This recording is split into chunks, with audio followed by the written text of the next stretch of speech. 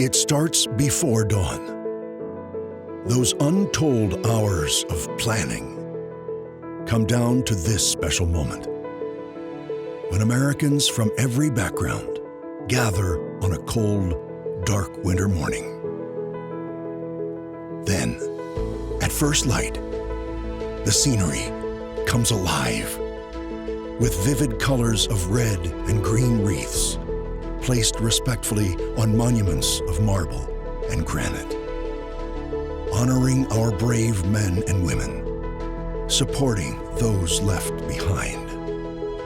It's a tradition that unites us and reminds us of the sacrifices made to preserve freedom for the next generation. Please join us for Wreaths Across America. Visit www.apus.edu/wreaths or www.wreathsacrossamerica.org to discover how you can volunteer.